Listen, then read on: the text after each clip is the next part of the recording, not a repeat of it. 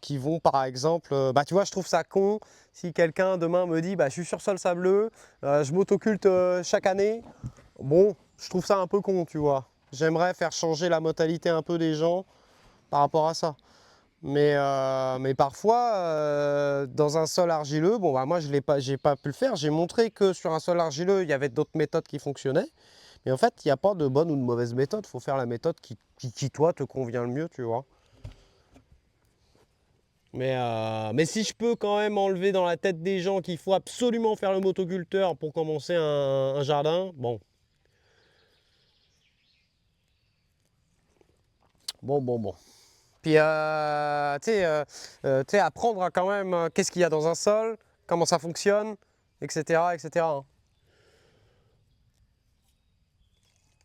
Ouais, et puis le temps, tu sais, le temps, moi, c'est pareil ça, là, les conditions physiques, les gars, il faut vraiment y penser, hein.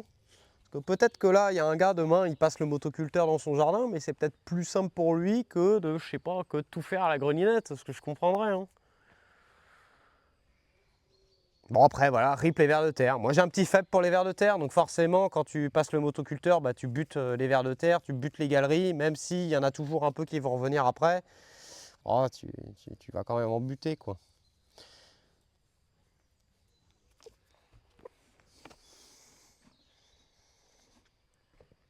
Mais le problème c'est que c'est ça, c'est qu'il y a des gens, ils comprennent pas qu'au bout d'un moment,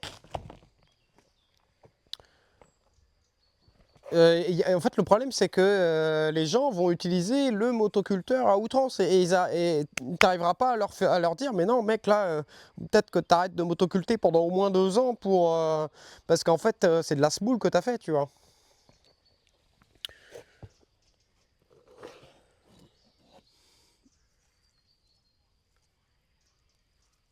Et ouais.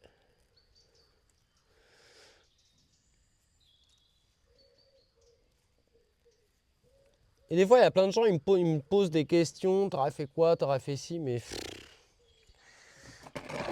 déjà que je fasse des belles récoltes avant de donner des conseils, je me sens pas, j'ai pas envie d'être je peux donner mon expérience, je peux donner ce que j'ai, ce que...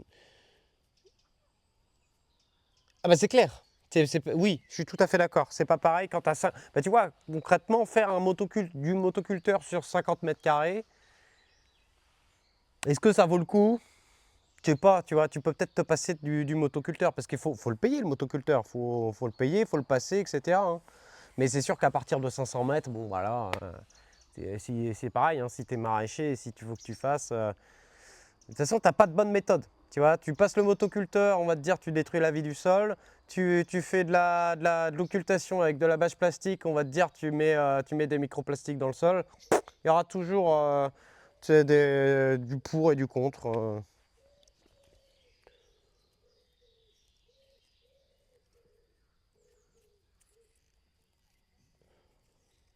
Exactement. Exactement. Il y a toujours voilà, tomber dans l'extrême. Voilà, en fait c'est ça, il ne faut pas tomber dans l'extrême. Et comme dit T-Boost, cette notion de curseur, tu vois. Et c'est T-Boost qui m'a appris ça et je pense l'avoir plutôt pas trop mal appliqué cette année, T-Boost.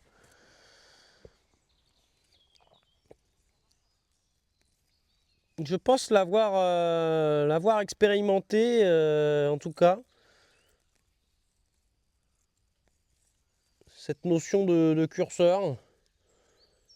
Avant, j'y croyais dur comme fer, les gars, qu'il fallait absolument pas toucher à mon sol sableux et tout, tu vois. Sauf que les gars, bah, j'ai perdu peut-être 2 ans de mon temps en me disant, mais si le compost que je mets en surface, là, il va finir par s'incorporer facilement. Non, faut mélanger un peu, ça passe pas. Mais ça, je le sais parce que parce que t'as la théorie et t'as la pratique. Et avant, je regardais que des trucs de théorie et j'avais à peine un peu de pratique. Bon, ben, moi, je commence à avoir là je commence à avoir quand même pas mal de pratique et tu te rends compte que bah, entre la théorie et la pratique, il y a quand même un monde assez grand.